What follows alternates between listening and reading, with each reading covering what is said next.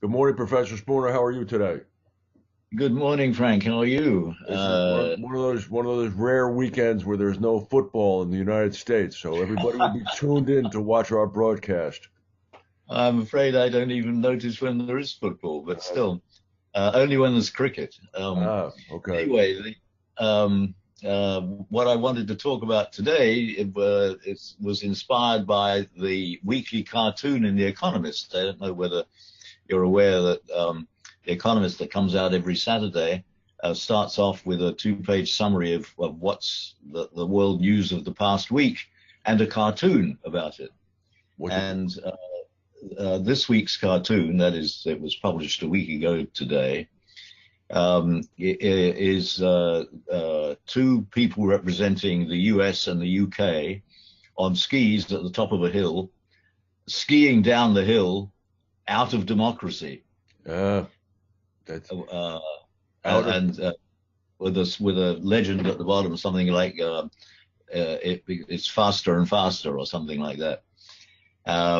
Because obviously of what's going on with what was going on a week ago. In fact, if anything, got worse since then about um, the shutdown or they keep saying the partial shutdown, but it seems to me to be pretty much the whole shutdown of the U.S. government on the one hand, simply because one side doesn't accept democracy. Yeah, but hold And on, hold on a second, Professor. yeah, That cartoon therein is the problem. They're not skiing out of democracy. Democracy brought us Brexit. Democracy brought us Trump. I mean, yes, seriously. but that's why the countries that are seen as skiing out of democracy because the democracy isn't working anymore. I see. Okay. All right. So what you're thinking of is the lead up to what I was talking about. Okay. That is the way that democracy seemed to work perfectly well and better since the 19th century. So that since the 1960s in America, finally everybody's had a vote, or at least we like to think they have, or there's been some suggestion that that's still not completely true, but Hmm. still. Um, the problem is that it's being treated differently in different parts of the electorate.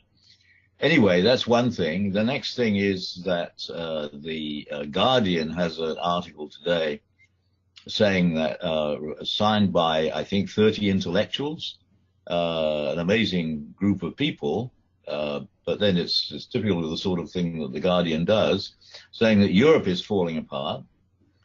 And then there's the news about Venezuela this past week, which claims to be democratic, which the US and then a number of other countries have declared is not can't be allowed, can't be recognized, and they've recognized the opposition leader as the president, or Hmm. he calls himself the interim president. Hmm. So it's quite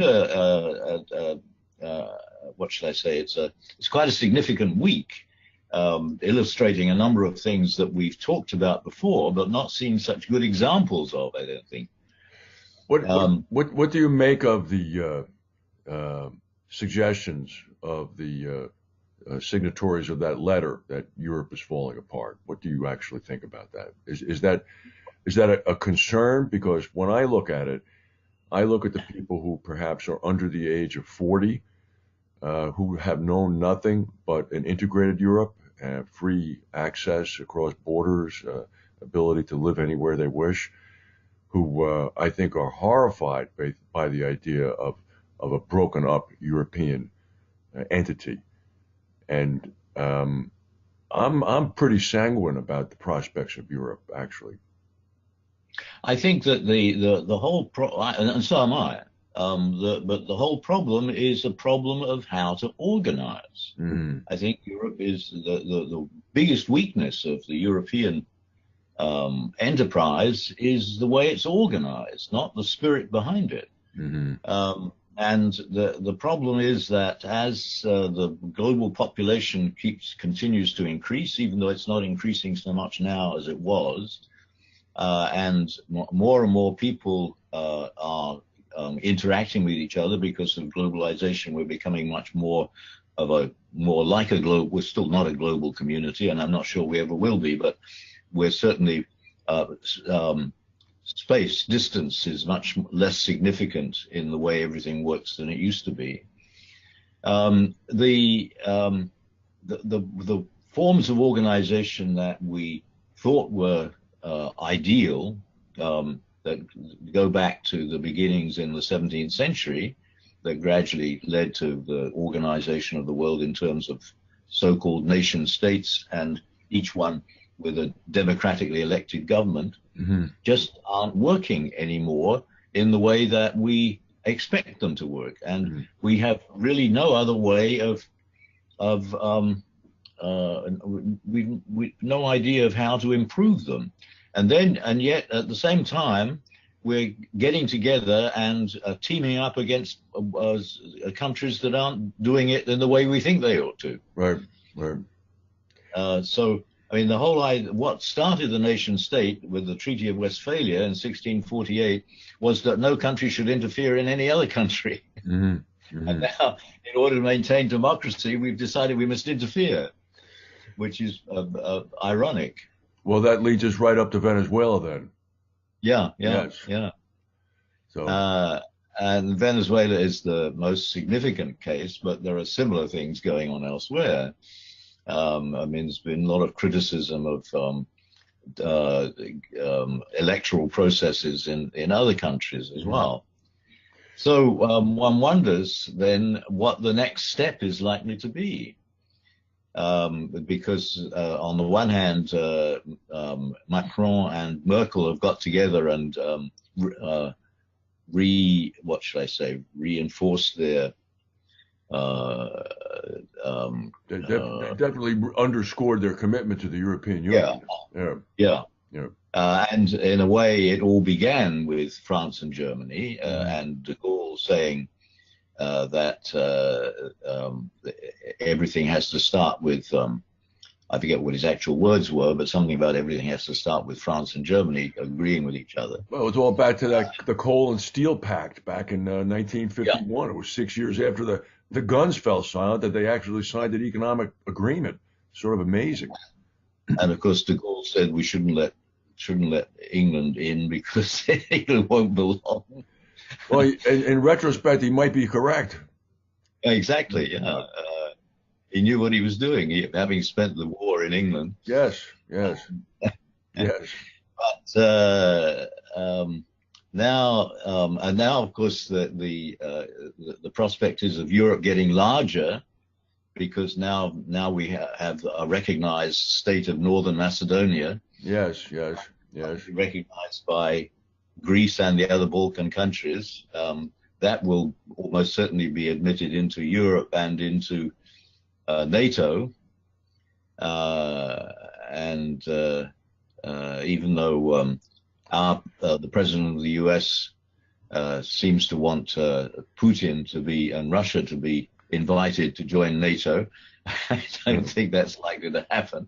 Well, the NATO military command in Brussels has been long eyeing the Macedonian army, Professor Spooner. That's Alexander the Great. That's a little attempt at a joke. So that's all right. But no, I agree. It's only more confusion. Yes. So that means that the problem of organization is going to get more and more difficult. And we're losing control of our current forms of organization. So I think that the biggest problem in organization is this problem of unevenness. All the things we're trying to organize are at different stages in their own development. And so since we start off with the idea of equality, you can't really impose equality from the top down. And when people aren't, in fact, equal in their abilities to begin with, they can't participate equally in things that you offer them. And that's what the biggest problem is at the moment. Let, Um, let me just ask you a question. As we've talked about in the past, the Islamic world, um, Islam views the administrative side of secular government to be a sort of a necessary evil. Evil is the wrong word. A necessary component to just maintain organization, safety, sanitation, in order for the population to be able to be free enough from concern that they can actively 100% participate in worship. Is that fairly accurate? I'd like to state it a little differently. They require there to be a government so that the law can be applied. Okay. Because without a government, there's no institution that can apply the law. Okay. And the political philosophy of Islam is in those terms that the only reason to rebel against your government is if it's not making it possible for you to live your life as a Muslim should. Okay. Now let's hold. That's exactly where I wanted to get to. Thank you for that. All right. Now I assume, maybe this is incorrect, that that would also come out in translation as the only way to rise up against your government is if it's making it impossible for you to practice your religion as you Mm-hmm. wish. Is that okay? Good. Yeah. That's a very good basic standard. Would you agree? Yes. I mean, if And it's basically the same as the Treaty of Westphalia as well. that's sort of back where I was remembering in my mind, it was ringing some bell. We've talked about Westphalia the past several weeks, and I went back and dug up a book on it and looked at it. But if we think for a second, and unfortunately the Islamic world is dominated by despots here and there, or corrupt kinds of governments like the Saudis. But for the Islamic world where there, I mean, is there a model for us, perhaps, an organization for globalization, for meeting these challenges of globalization in the way Islam looks at government, perhaps even in its most perfect sense, and maybe not in its actual sense yet?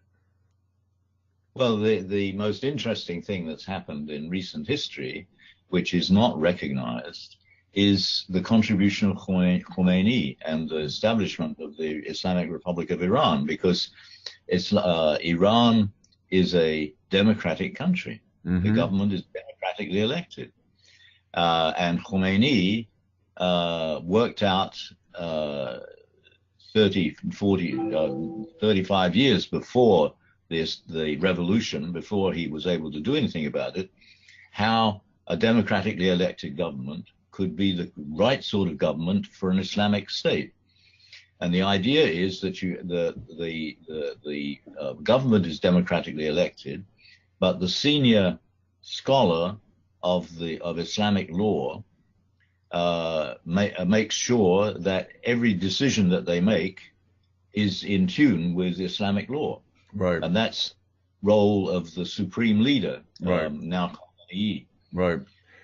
The only problem with that is that when the supreme leader dies, they've got to find another one overnight. Yes. Yeah. They have Yeah. no means of doing that, because in the past, the way the idea of the senior scholar evolved over the last 1,000 years was that it's something that becomes clear in time as you see whose decisions the majority of the community subscribe to. Mm-hmm. Mm-hmm. So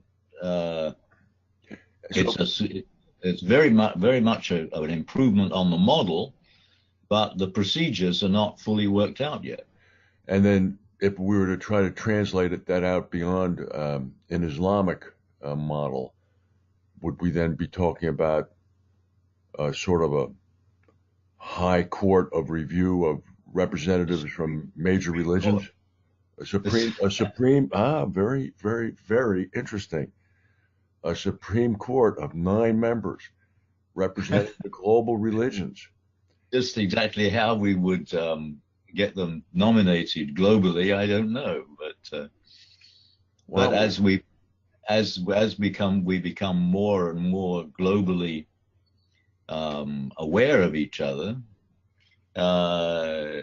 maybe it's something worth thinking about. A global Supreme Court. Composed of the heads of major global religions. Well, but religion is petering out. I'm not so sure of that. I mean, but we can. Not so important anywhere as it used to be, and Mm-hmm. There's a larger and larger number of people, and the number has been growing for 150 years now, who don't subscribe to any religion. That's true. It's not only in the Western world; it's in Iran as well. And parts of the Islamic world. I don't know what's going on in the Buddhist world, but then Buddhism was never such an important political factor as Christianity and Islam have been historically.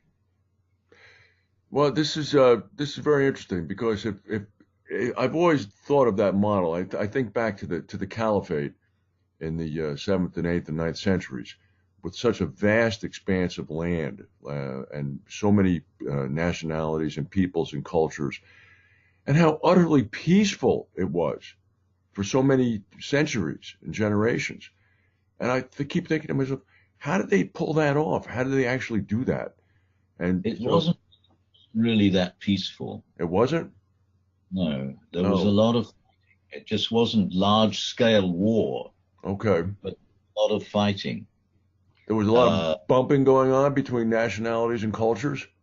Well, we didn't have nationalities in those days, but between different groups of people with different interests, both in the center of the Islamic world, which was then Iraq, what is now Iraq, but also elsewhere. And so from the middle of the 7th century, when Islam came out of Arabia into what was then the Persian Empire, until the colonial period, when the Islamic world, well, by the beginning of the 8th century, the Islamic world stretched from west from what is now Iraq to Morocco, and east to northern China. There was this ecumeny, this civilized world, all subscribing to one law, but there was no political center. And what happened was that each city developed its own model for administration of the country around it. And that's why the Persian language was so important in Islamic history, from Iraq eastwards as far as China, and became the language of administration for all the major empires later on, like the Mongols. The Mongols administered China with Persian. Okay. And the Persian is still studied in parts of China for that partly for that reason of heritage. And the Ottomans used Persian as their language of administration in the western part of the Islamic world. But so there was this idea of one cultural community with one law, but it didn't really have a model for the organization of it. It was simply the way, the respect that everybody held for the law. But then the colonial period broke it up. Right. And started drawing boundaries around everything. There were no boundaries before the before the colonial period. Well, everything became nation states only then, and in the 19th century. Do you think the model holds anything for us to aspire toward or look at? I think one of the big problems at the moment is the whole idea of the nation state, because nations are all imaginary. Right, right. I mean, even England in the 1950s, I remember that there were parts of England that spoke different languages. In the north, sure, Cornish no longer spoken in the southwest, but it had been spoken until not that long before. Right, the Welsh, right. Well, now, of course, Welsh, but I mean, everybody knows the Welsh are different and the Scots are different. Yes. They're different members of the United Kingdom, but places in Northumberland and Cumbria and places like that up in the north never had a separate identity, but they spoke different languages. Mm-hmm. Mm-hmm. And the same, of course, is true throughout Africa. Oh, yes, yes. Which is perhaps the most obvious example, but it's true in other parts of the world as well. I don't know who invented the idea of nation, because even the Greeks in the ancient world didn't talk about the Greek nation. No. Language, in fact, is the most significant factor of underlying the idea of nationhood. So in every state that became a nation state in the 18th and 19th centuries, there is one language of literacy. There might have been one chosen primary language of literacy, but there were other possible competitors as well, which is, I think, not so much competitors, but Latin, for example. mm-hmm. Anybody who was educated spoke Latin as well. Right, of course, right. And the news was broadcast in Latin in Scandinavia until quite recently. In fact, it may still be, as far as I don't know. I haven't tried it recently. I did not know that. That's very interesting.